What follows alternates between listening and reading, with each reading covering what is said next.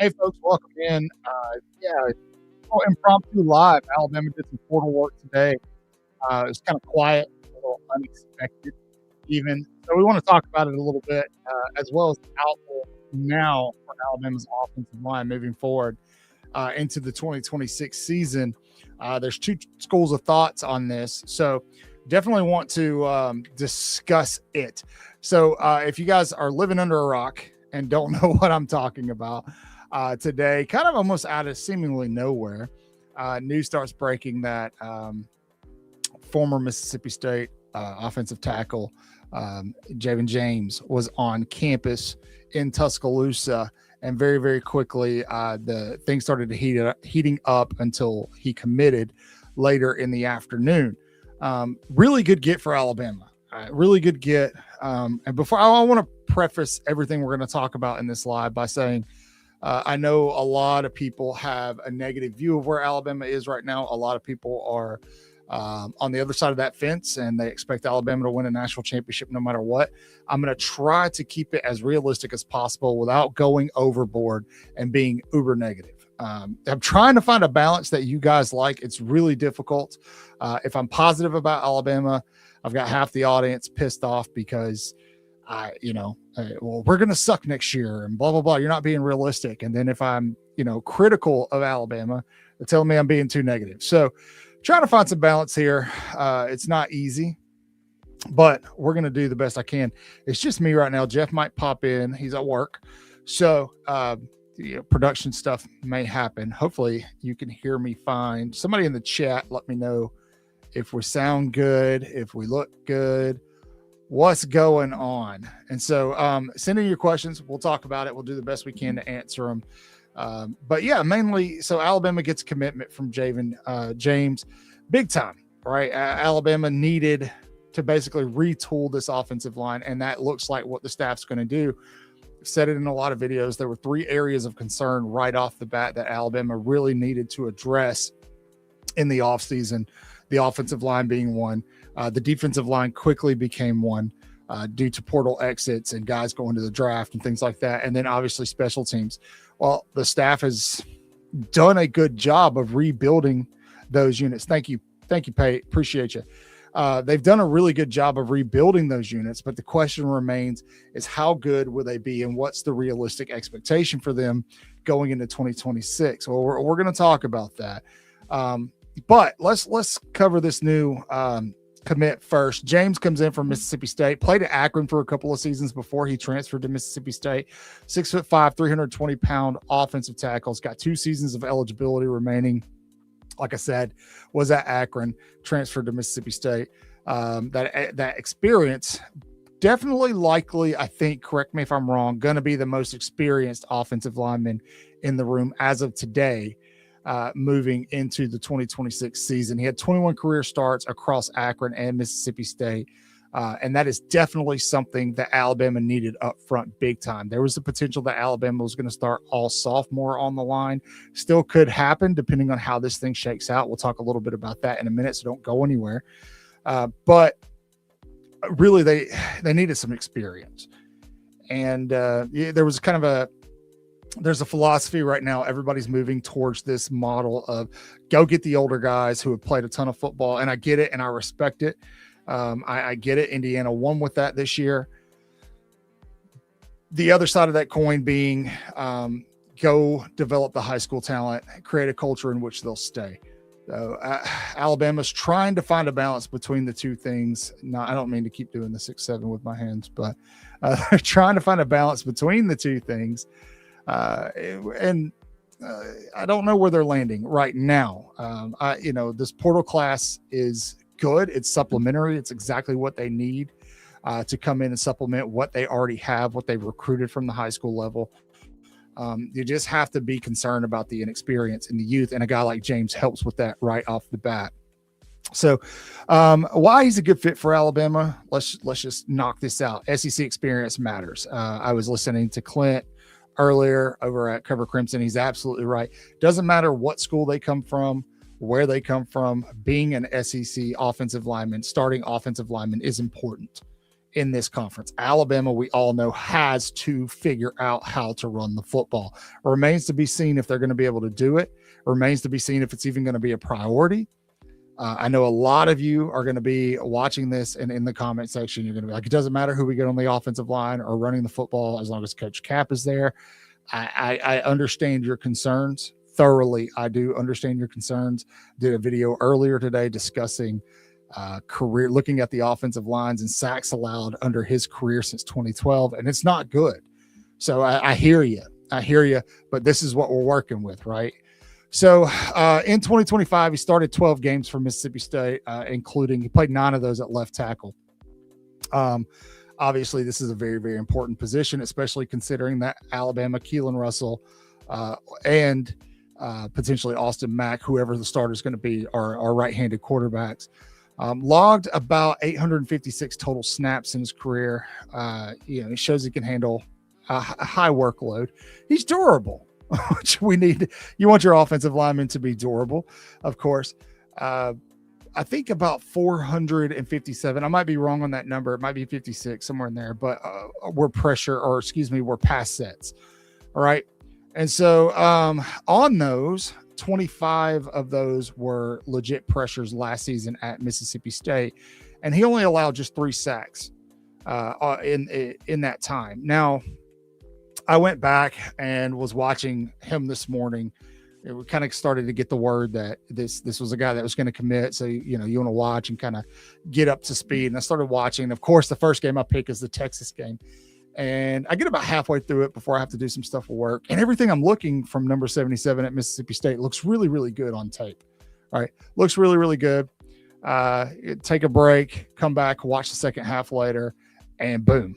Pretty much he gives up the game winning or game sealing sack for Texas. But ultimately, just looking at some of his other play, a solid guy, especially in pass protection. Now, he could be polished a little bit more in the run game, which I understand is not necessarily what you want to hear because Alabama needs guys who are maulers so that they can run the football just because they haven't been able to. It's been pretty bad, right? Not been great. Oh, there we go. We got some folks coming in here. What's up, guys? Feel free to put your questions in the chat. We'll get to them. Obviously, super chats take priority. What's up, Alabama Poe? Yeah, we do. We got a lot. I don't think we have too many, man. I honestly, dude, with the way the injury bug hit Alabama in 2025, I don't know if that's a real thing. You know what I mean? But we're going to look at, I actually got a graphic for you. We'll look at all the incoming names. Roll Tide J-Bake, Roll Tide DC. How you doing? So hope everybody's doing okay. I know you guys up there, I don't live in Alabama right now, but I know you guys have some nasty weather coming in. How's that weather looking up in North Alabama? This is going to be pretty bad. Snow, ice. What's the deal? Everybody got their bread and milk. What's James Spann saying? So, dude. Yeah. And I'll be honest, there's a good chance it's going to happen, or especially early in the season. Now, I keep talking about the inexperience positionally for Alabama, and there's a lot of it because there's a lot of youth. But luckily for the Tide, the season early on, the first couple of weeks, sets up nicely for them as opposed to 2025. You got Eastern Carolina, who's not going to be a slouch, don't get me wrong. So they'll have some time in between week 1 and week 2 to get it figured out. I'm hoping this goes a lot like it did 2 years ago. Felt like in the USF game at home, the Tide was struggling. Alabama's offensive line was struggling, and they were kind of plugging and playing and rotating guys, trying to figure out what was going to fit. And they finally got something late in that game, and they just stuck with it. The musical chairs thing is very, very frustrating. I understand. I agree with you. So, hey, Roll Tide, man. Newman, Georgia. You guys getting some weather up there in Newman?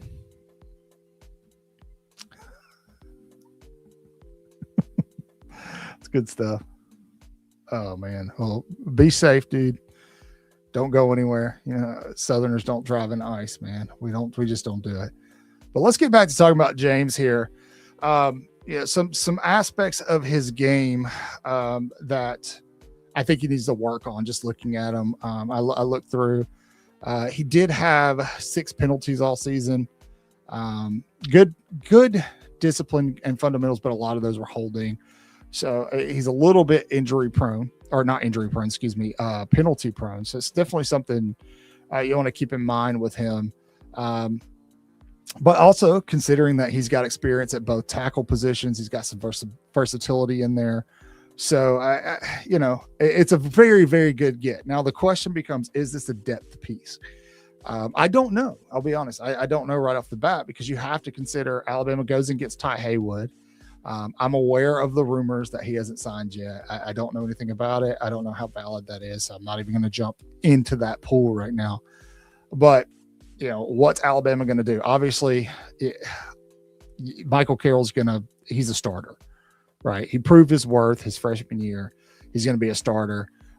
Do they try to move a guy like Ty Haywood over in the guard so that James can play left tackle? What's that going to look like? He's got a ton of experience there. So I just feel like that's going to be his position, his body size, everything compositionally just looks like a left tackle. So it remains to be seen. Now, areas he still needs to improve. We just kind of mentioned run blocking consistencies. Run blocking grades aren't eye-popping last season. His pass pro is solid depending on what models you look at. But I will say, ultimately, all these guys that Alabama are bringing compared to who they're replacing, they're not up to par with the guys they're replacing. Now, we have to consider, are they trying to get different body types?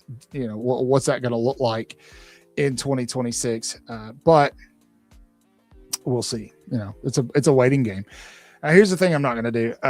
And Clint, Christian Miller, they've kind of been talking about this all day, and I agree with them.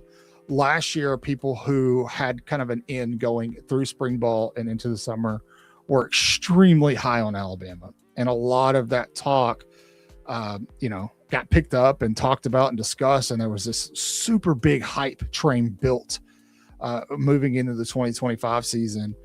And, the week one, it was just an absolute letdown. And so we don't want to do that this year. And so we're going to try to keep it as balanced as possible.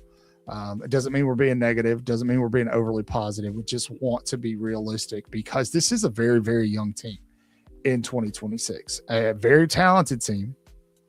The offensive line, I like where it's headed. I do. But even with the guys they brought in, between Delgatti and James, outside of that, there's not a ton of career starts except for Carroll. So it's going to be interesting to see how it all pans out. But in terms of James, athleticism, quickness at the point of attack, him transitioning into Alabama's system kind of means handling more complex defensive looks, developing that lateral quickness. He moves pretty good laterally already, but obviously you want to develop that a little bit, refine that footwork, helps with leverage, things like that. And then obviously there's going to be, right now you're getting guys in, trying to finalize this roster going into the year. You're going to get guys into workouts and things like that.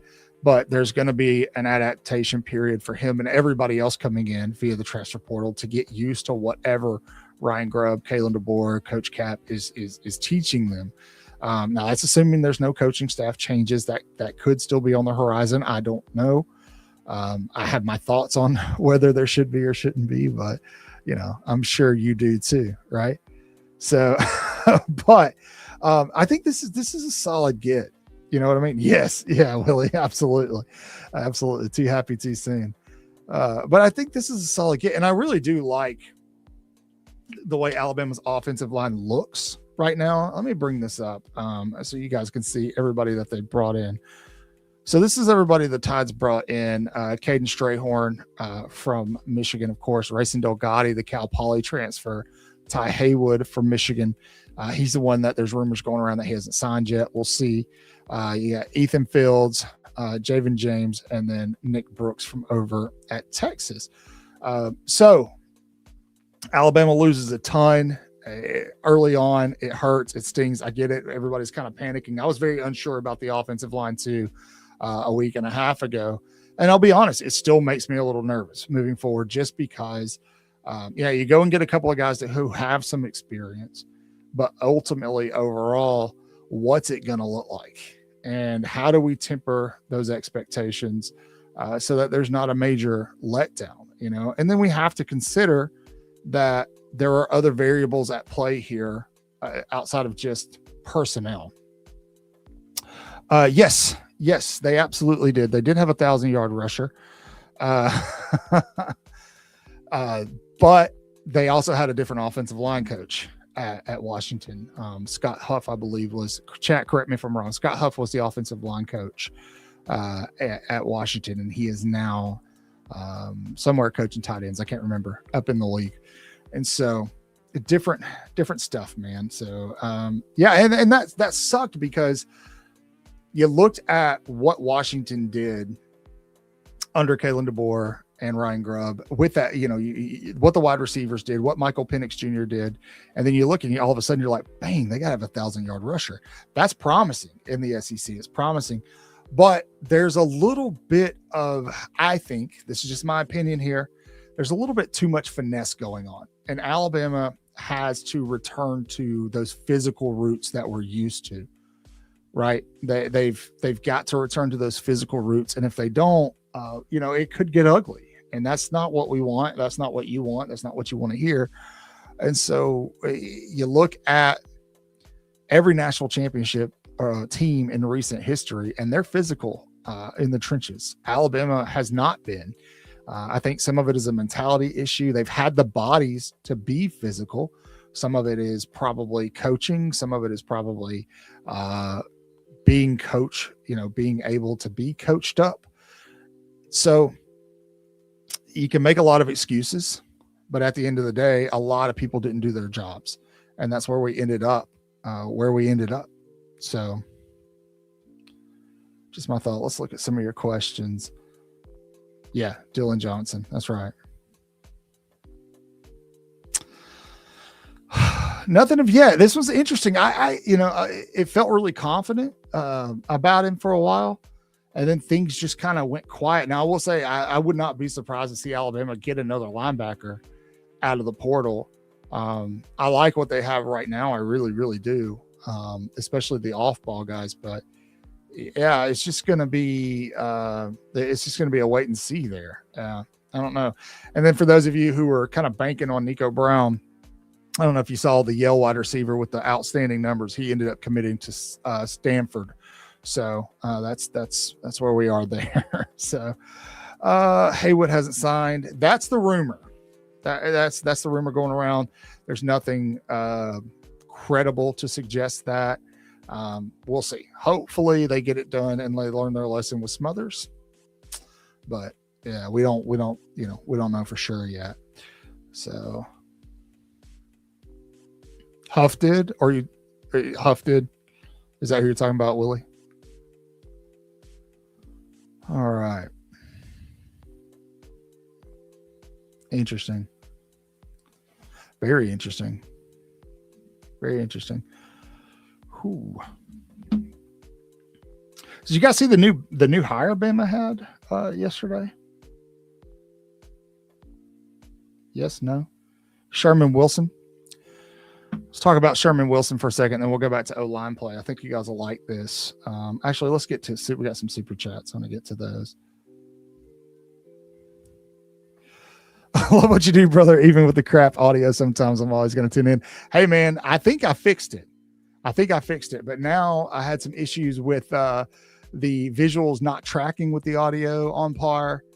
So, hey, look, dude, I live in Florida extremely close to the Atlantic Ocean. And so internet is always going to be wonky here. There's literally nothing I can do about it. No matter what, we roll, baby. We roll. Another one for the O-line. Absolutely. The more the merrier, right? No, Dylan, he's not leaving the Rams. Not to come to Tuscaloosa. So if he gets fired, that's a different story. But anyway. All right. Yeah, let's talk about Wilson. This is a pretty interesting hire, I think. One that I'm actually really excited about in Sherman Wilson. Sherman Wilson, he's a NOLA native. Worked for LSU, basically their director of recruiting. what Aaron Hodges was to Alabama, and he has hinted, it's not been officially announced via Alabama yet, but he has made it very clear that he is now employed with the Tide in Tuscaloosa.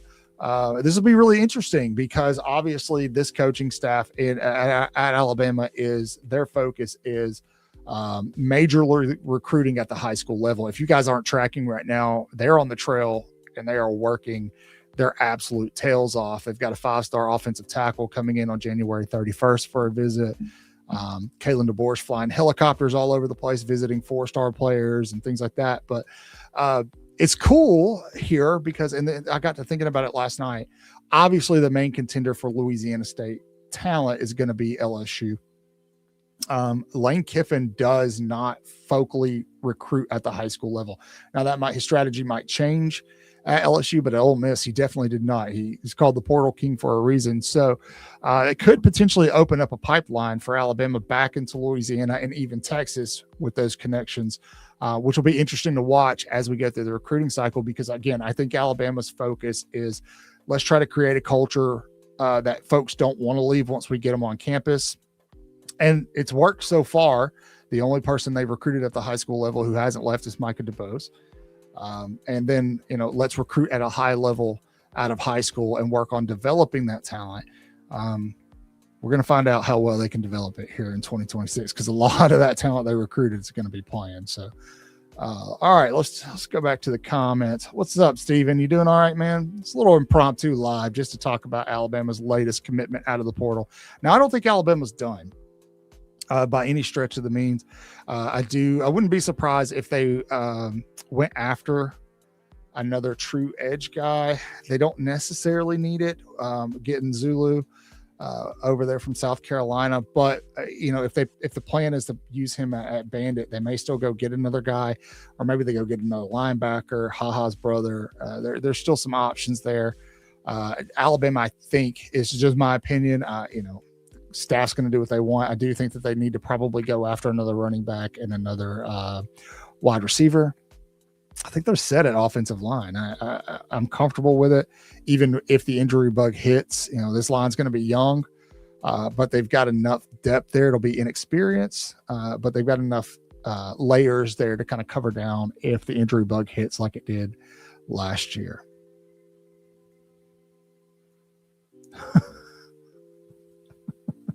Willie, did you just Google all that, man? It's impressive work, dude. Super impressive. Absolutely.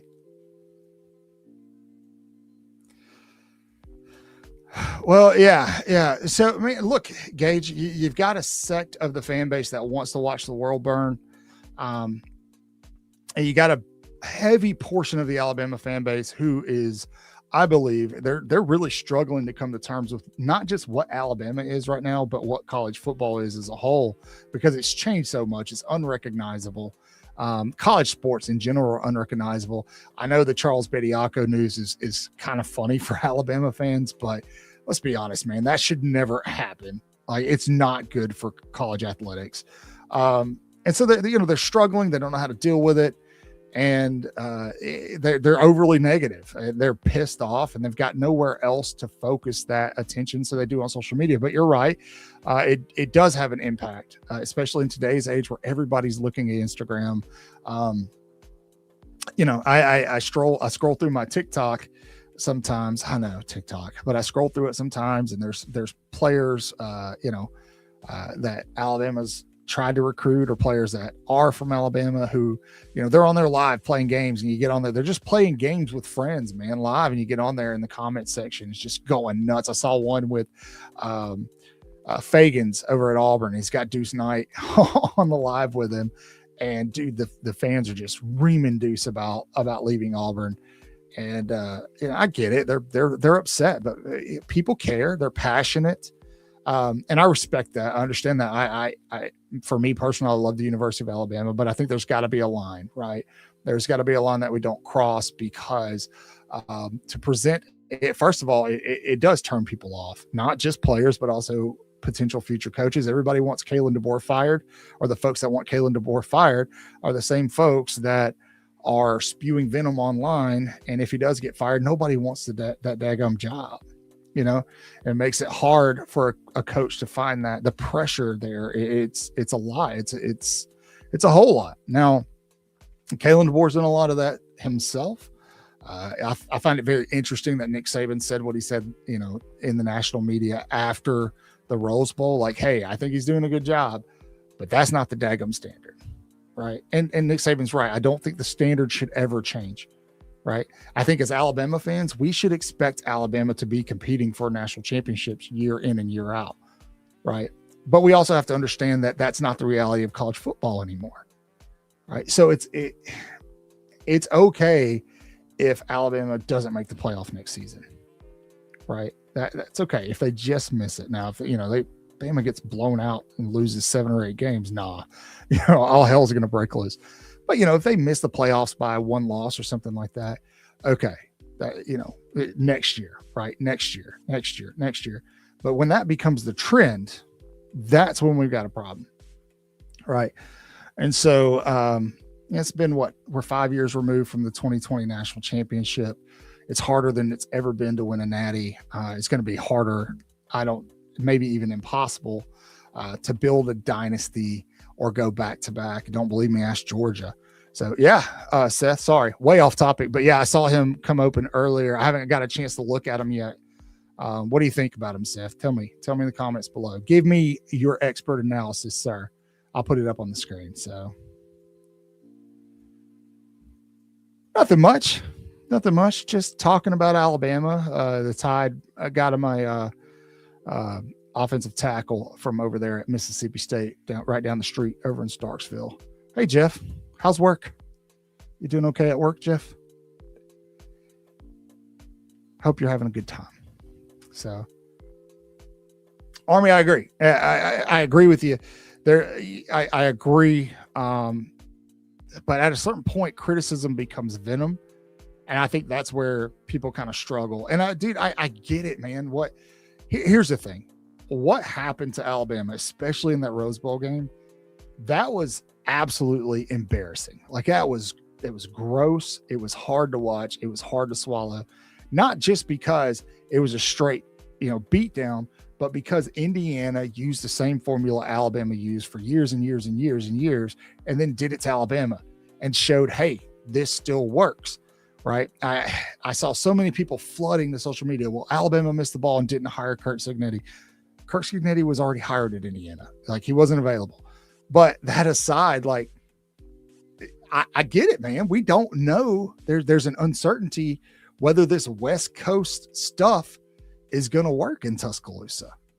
Right. Again, like I said about 10 minutes ago, physicality versus finesse. Right. I think the coaching staff, I did a video on this earlier. I took it down because people got pissy and said it was too negative, but the coaching staff has to adapt to that. They have to. Alabama has to be more physical in the trenches in the run game. If Alabama could have run the daggum football last season, they would have been playing in the national championship Monday night.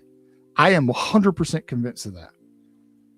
If they just could have run the football. And that's what pisses people off. It's frustrating. You know what I mean?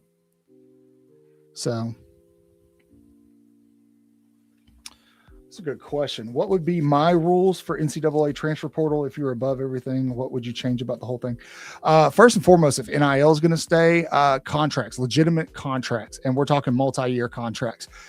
If I'm going to pay you, or Billy Bob, who owns this restaurant over here, is going to pay you $1 million to come to Alabama, you're going to come to Alabama.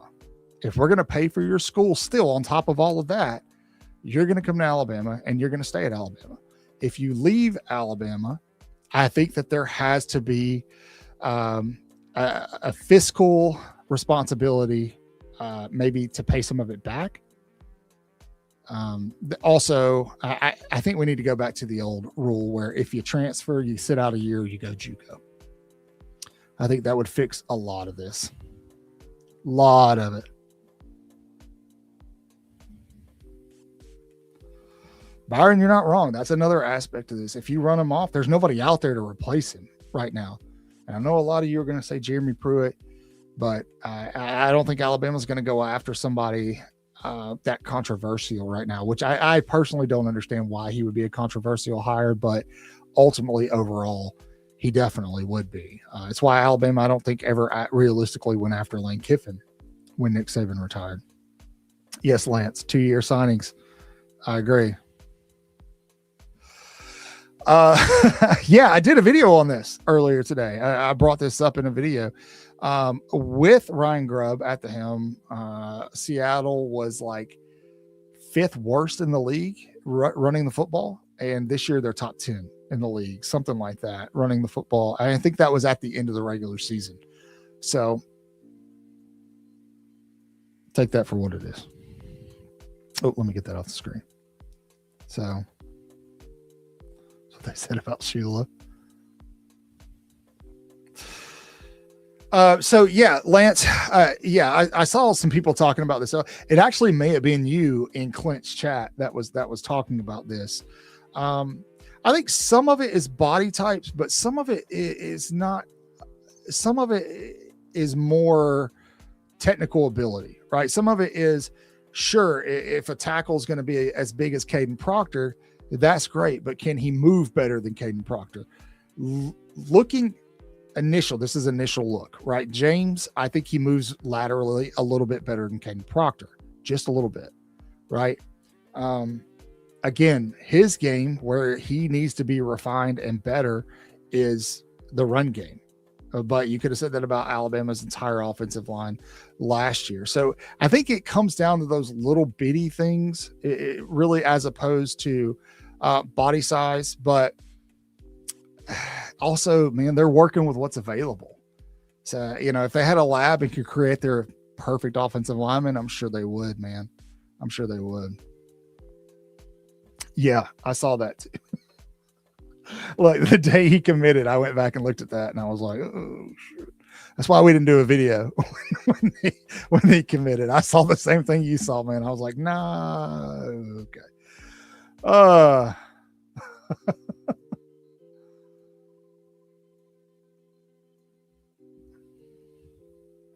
Not going to say a word, but you know what I mean? You know what I'm saying? You know what I'm saying? So I don't disagree with you. Well, no, yeah. Why would they, man? Why would they? I mean, Notre Dame has come out and said that the $20 million rev share cap is too low, right? And it's because they can't outbid certain schools with boosters that are paying crazy amounts of money. That's the problem. The problem isn't necessarily the schools paying the players. If there's a legitimate cap, there's two problems. The problem becomes, are the schools adhering to that? Some of which I would say right now definitely aren't. And I'll just say it. I'm talking about Texas and LSU. And then, the fact that kids can just be bought, right? They can just be bought and start bidding wars. Jordan Seaton's a great example of what he's doing right now. The reason I think he's already committed to LSU. This is just me. This is me quietly. I could be way off base here. I have no actual intel on this, but I think he's silently committed to LSU, and he is right now bargaining, just shopping himself around. And if somebody's willing to pay, change, but that dude, we're talking about, it's broken. It's a broken system. Like, this is why I tell people, if you don't like it, just stop watching, because that's the only way anything changes. The NCAA, this isn't the same situation, but the NCAA came out yesterday after Bediako filed the lawsuit in Tuscaloosa for the restraining order to play immediately. The NCAA comes out and says no. Right? He signed NBA contracts, 3 of them. Like, he cannot play at this level. Wasn't 12 hours later, and judge overrules it. So the NCAA really has no power to do anything here. And they made that bed, dude. Yeah, there you go. Yeah, Army. They made that bed.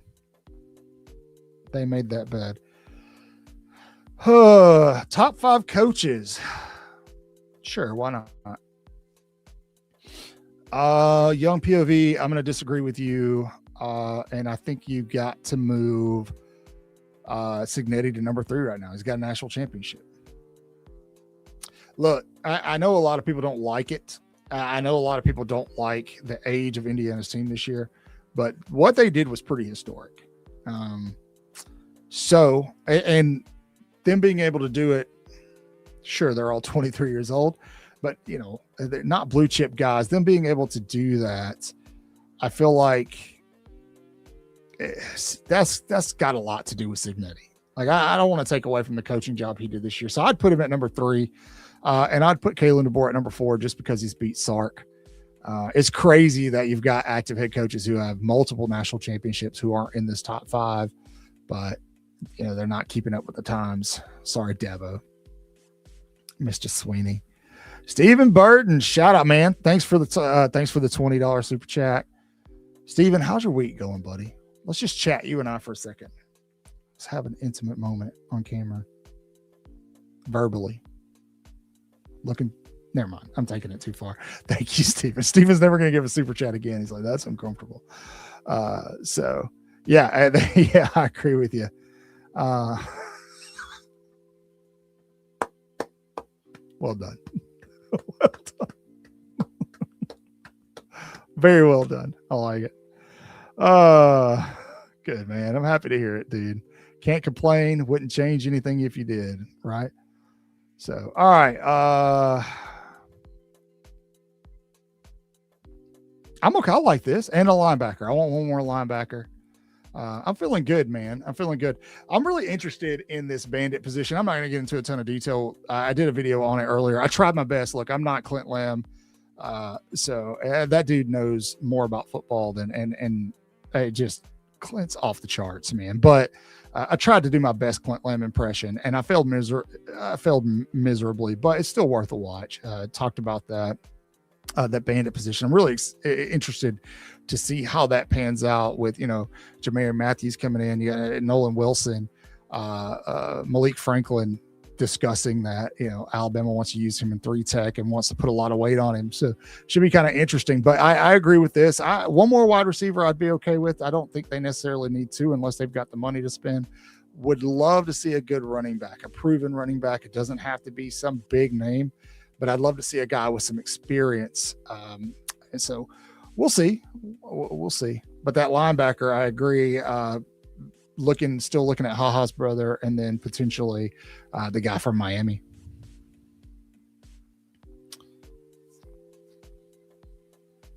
My screen's blacked out.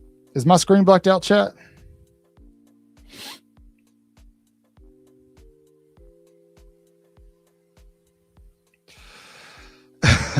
All right. Gage, do you follow me on Twitter?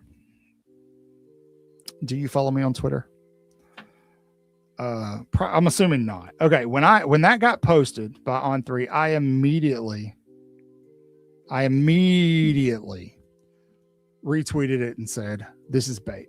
And what they were doing is they had just posted the one article. And so they retweeted the article that had the big names on the front. One of the guys that was on the graphic was already committed to LSU.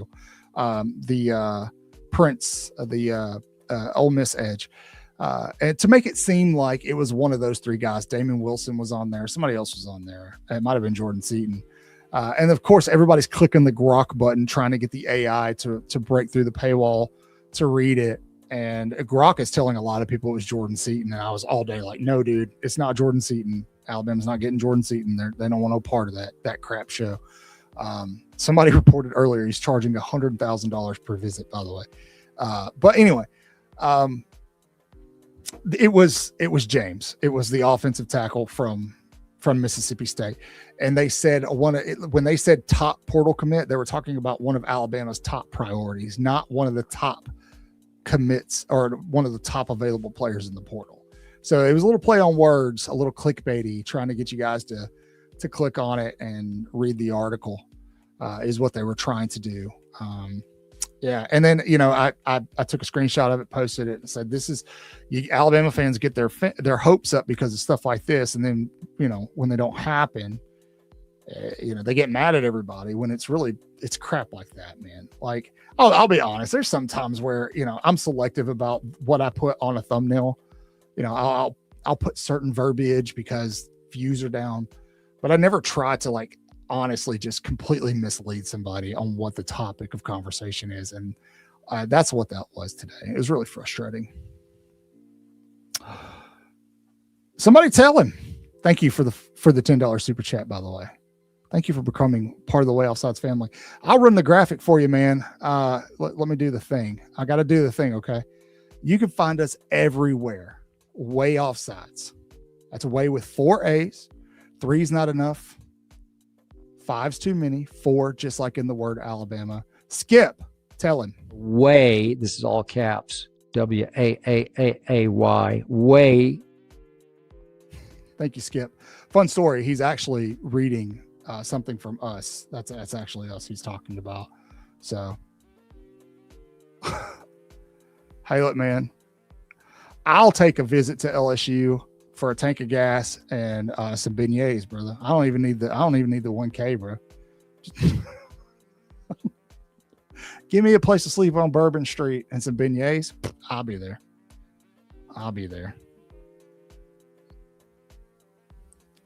Yeah, man. Get that protein bowl. So I'm actually on a pretty hardcore diet right now. Like those of you who have been part of the channel know I've been kind of fighting some health stuff all year. I thought you guys were going to lose me last week. I thought I was about to have a heart attack. I had to go to the hospital.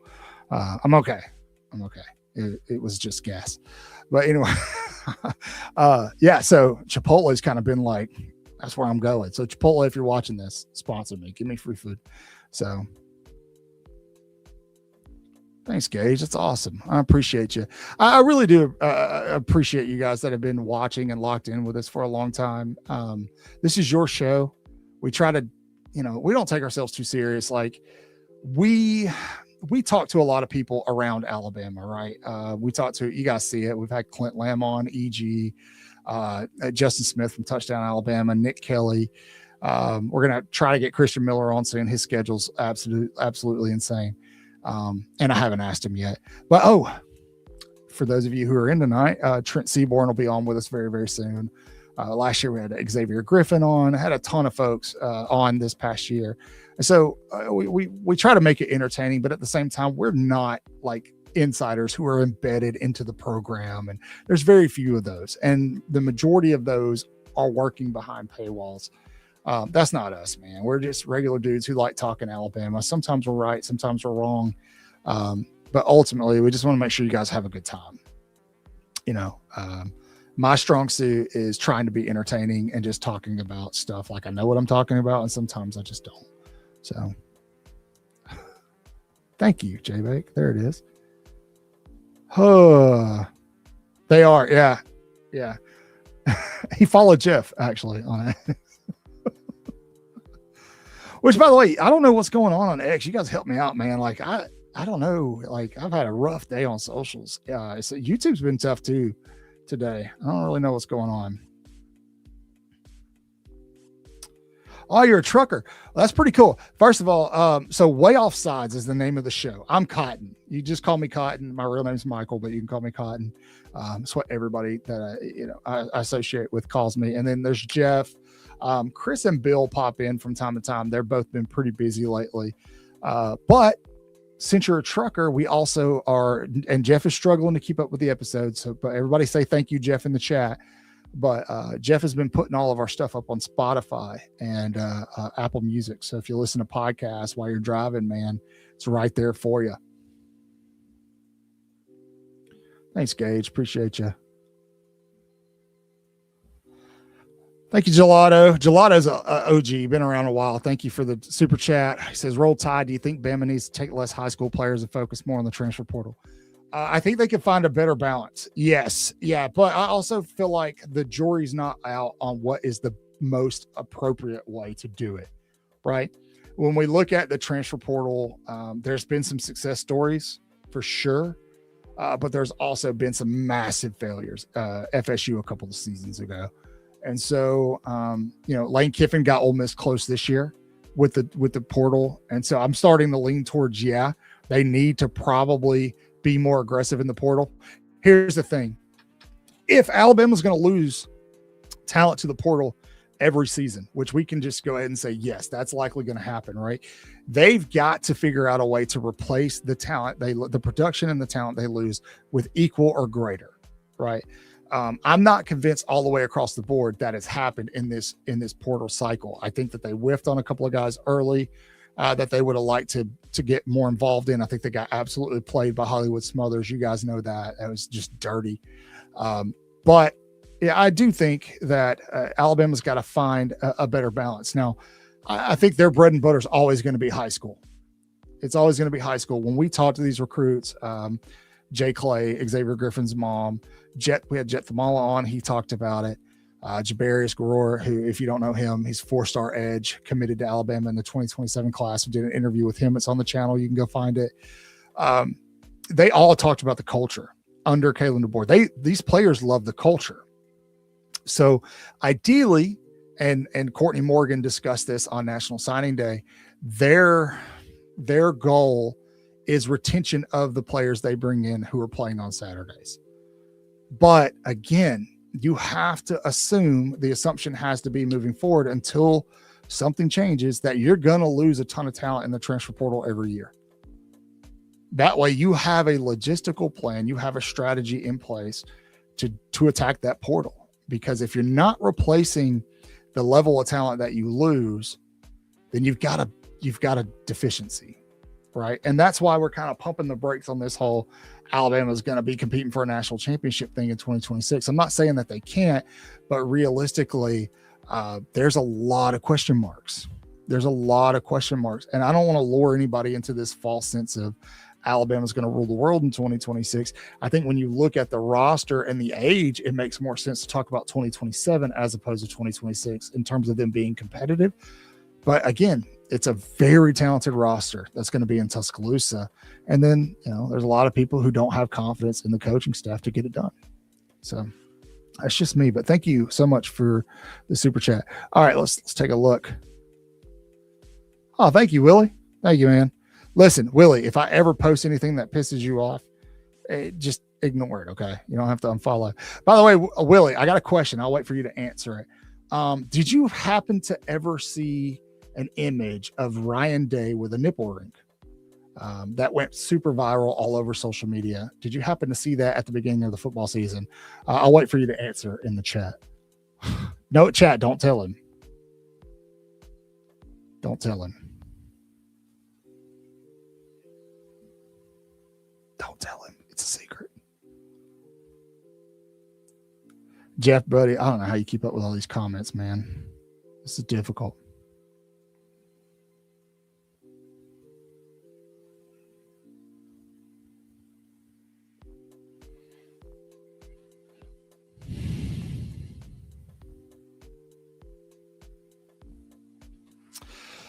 Yeah, Gage, I got an answer for this question. That's because money's finite, right? So this NIL thing, right? It's not in an economy. Money is typically kind of circulating. That's not the case with NIL. It's finite. At some point in time, it's going to dry up. I don't care how rich a school is, how rich a booster is. There's not a lot of return on investment for people that are dumping just millions of dollars of their money into these programs. At some point in time, it's going to dry up. Alabama, although they're not poor, I think Alabama's roster is like the 10th most expensive in the country, something like that. They're not poor. They're just a lot more strategic about how they're using their NIL. I think that they could be a little more aggressive with it, 100%, but we'll see how that, I think potentially the staff is going to learn a lot this portal cycle. They didn't really have to struggle too much with it last year. They lost a little bit, but then in the spring portal, they kept everybody. This is the first year that they're really going to have that kind of attrition where they have to, make up for it. And so it's either going to be hit or miss, but I think in terms of us, you, me, everybody else in the chat, the only bearing we have over it is donating to Yay, Alabama, right? And so unless you guys are secret millionaires, J-Bake might be. So we'll see.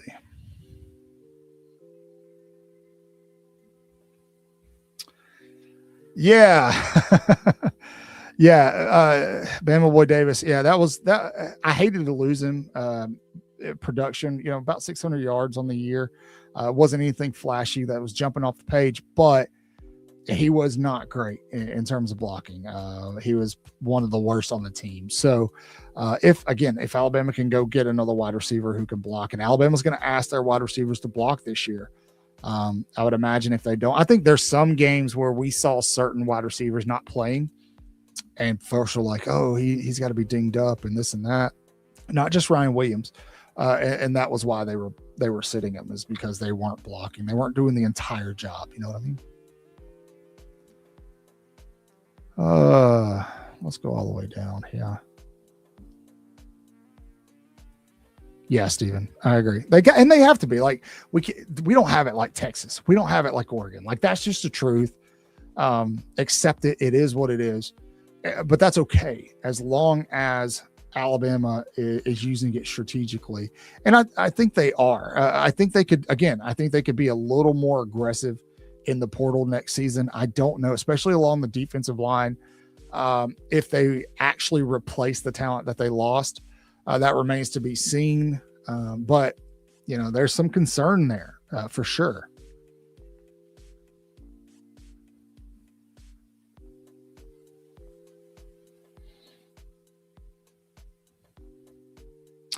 Oh, he did? Okay, thank you. Yeah, so that was us. We actually made that. I did. Jeff had no part in it. I don't know if he wants to be included in that. Yeah, I made that. So yeah, welcome. We have a wild time here. So sometimes it gets, our Thursday night lives can kind of get a little unhinged, and that's kind of the whole point, man. That's why it's called Way Offsides is we just want to make sure everybody has a good time. We try not to take ourselves too serious, because ultimately at the end of the day, I'm just a dude who craps his pants just like you. So, I think he had a couple of really nice contested catches there down the sideline. Steven, don't you? He wasn't doing it consistently, but they were there. Thank you, J-Bait, because I would have never seen it, man. No, Gelato, he can't. I did. I will say, if you guys have seen the, everybody know the media day picture of Carson Beck in the green blazer with the chain that was turned into Sid the Sloth. That was also me.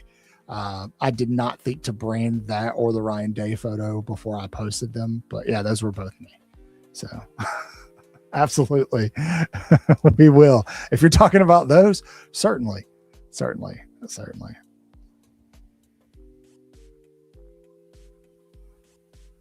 Yes.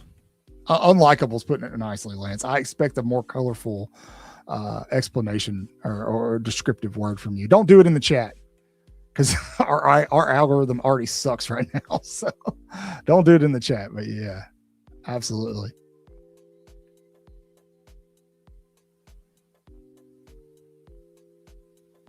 What if they don't? Ask Ole Miss. Ask Duke. There's a lot of folks going through that right now. I think Duke is, I can't remember his name, but quarterback that Miami wants really bad. I think Duke's planning on enforcing his contract. So, and the only way they can really do that is to refuse the release. But ultimately, man, all these guys are going to do is file a lawsuit, and it'll immediately get signed and they'll get released. The problem isn't these kids. Like these kids they're just that. They're kids. They're dumb.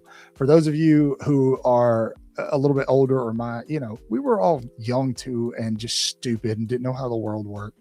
The problem is these agents, man.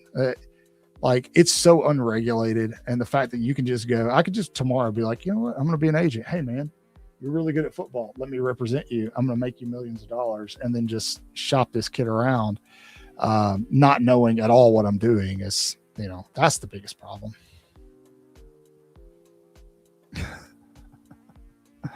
We do. Says the man with a lightsaber in his profile picture.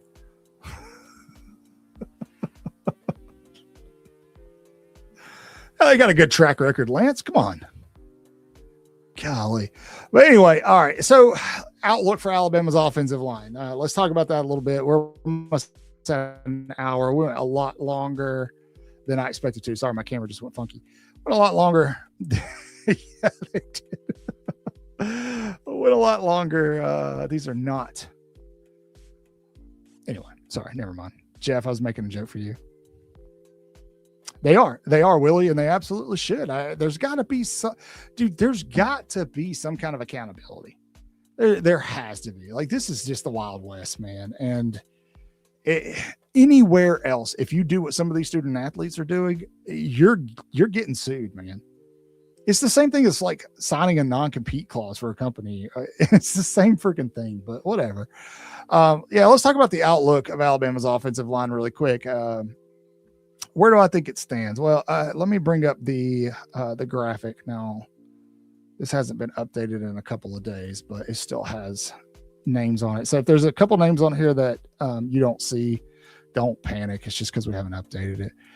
But in terms of Alabama's offensive line, because that's what we're talking about tonight, obviously you get the James edition today, Nick Brooks, Delgatti. Delgatti's the dog, man, but it remains to be seen if he's going to be able to do what he did at that level in the SEC.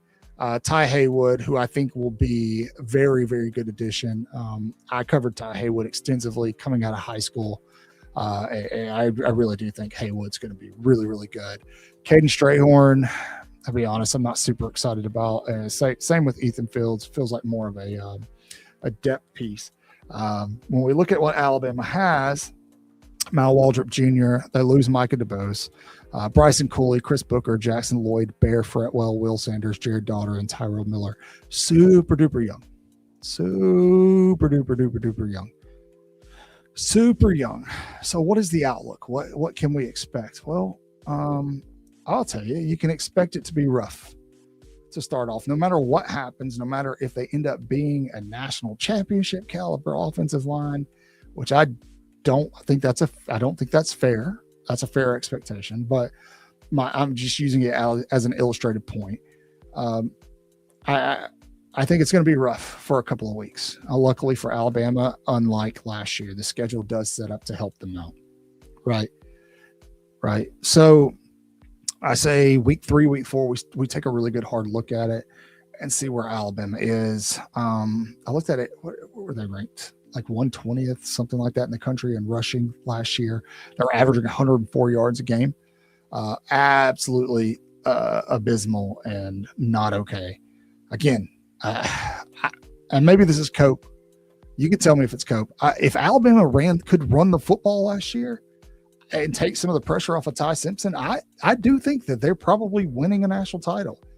I think that's what all those people saw that were hyping them up so much before the season started. There's going to be growing pains, man, and we're going to have to be patient. I know a lot of people don't want Coach Cap. I know a lot of people don't want Ryan Grubb. Kalen DeBoer took that responsibility on his shoulders because at this point, if it looks the same that it did last year, that's going to fall on him, right? And a high majority of the fan base that is still supporting him is probably going to turn on him. And Nick Saban even said it himself. It's not the standard, right? So, I'm going to talk about him in a different video. But yeah, you're talking about Zulu. There's a potential that he could play some bandit. I don't know if they're going to use him. He's interesting. He could be more of like a traditional edge rusher, or they could try to fit him over in that bandit spot, especially with, like I said earlier, the Franklin coming out and saying, Malik Franklin came out and said that they told him they want him to play 3-tech and put on some weight. So I think he looks good. He looks good. South Carolina had a pair of really, really good edge rushers that were keeping him off the field. But this is a guy that South Carolina definitely didn't want to lose. Could potentially be the best portal get outside of Noah Rogers for Alabama. So Delgatti right guard, right tackle Carroll. Who's playing center? Oh, center. Sorry, dude. I read it backwards. Right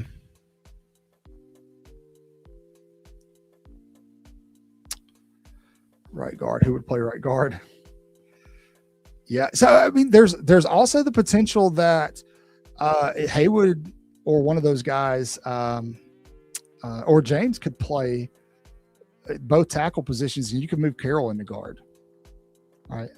That's something on the books. So we'll see. We'll see. Outside of that, I like how you got it panned out. I think that's probably what we'll be looking at. Lance, I'm going to screenshot this, and then I want to come back to it after the first drive of Alabama's 2026 season to see how close you got. So absolutely true. 100%.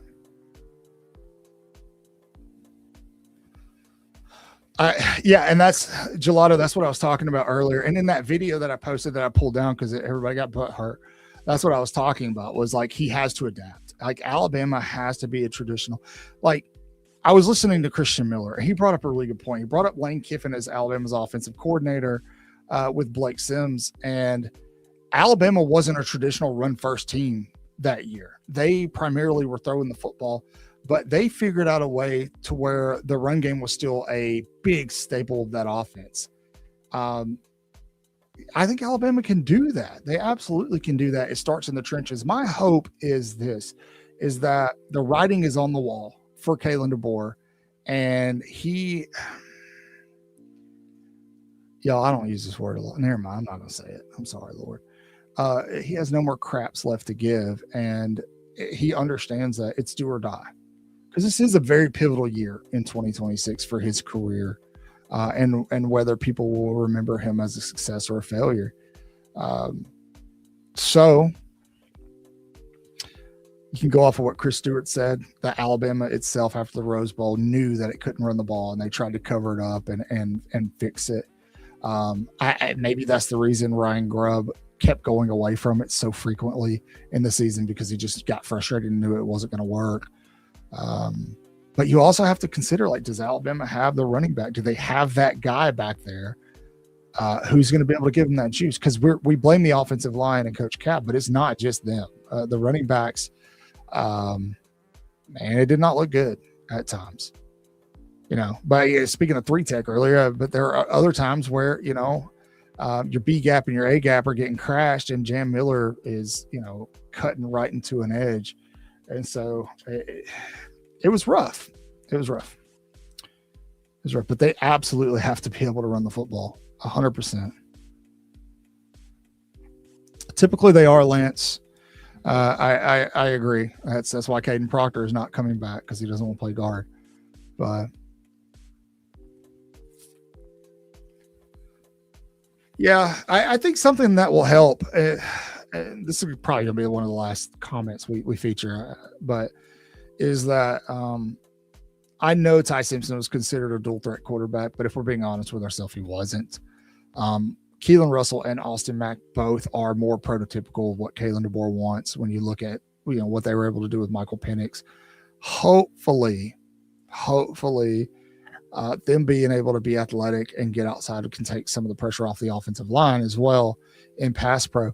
But something I've noticed is that, again, a lot of the guys they went and got so far to supplement, they grade pretty well in pass protection. It's run is where you're kind of taking that step off. So it's definitely going to be a learning experience. There's definitely going to be a learning curve. There's going to be bumps and bruises. So we'll see how it goes. But all right, guys. You might be Bama Bo. You might be. I agree with you.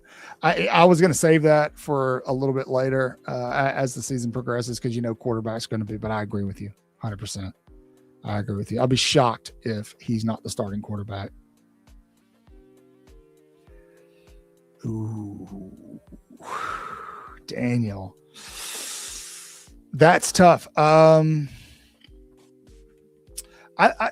think overall this year's team was better. Neither team could run the ball very well. This team got better in terms of being able to pressure quarterbacks. They still had trouble being consistent and finishing. They were better at stopping the run. Again, they were still inconsistent there. The secondary was definitely better. quarterback play in terms of actually playing like quarterback, I think Ty was better overall. I think Jalen Milroe was obviously better down the field, better with his legs. Alabama's run game popped a little more the year before than it did last year. I think the offensive line was definitely worse. Special teams were worse. Can I just leave it there? Can I just leave it at that and just go like positionally? Who's better? I'm going to do that. All right. Thanks, Daniel. That's a damn good question. Damn good question. Thanks, Steven. All right, guys, I'm going to call it a night. I'm going to go spend some time with the family. Thanks for hanging out with me. I know this was impromptu. Wasn't necessarily planning on doing it, but big live show tomorrow night. Trent may be on tomorrow night. Trent Seaborn. If not, he'll be on the following week. So make sure it'll be 8 p.m. Central Time. You can watch it right here on YouTube. If you don't catch it live, you can watch it afterwards or listen to it on Spotify. You can also follow us on all of our socials at Offsides, and spread the word, man. Tell folks about us. Let your mom and them know what's going on. Take their phones and subscribe to us. So as always, man, love each and every one of you. Hope that you're having an amazing week. Stay safe with the weather up there. If you don't need to be driving, don't be driving. You're all a bunch of rednecks who don't know how to drive in ice. So stay your butts at home. Say your prayers, read your Bibles, wash your hands. Horns down, beat Auburn and LSU and Tennessee too. Roll Tide.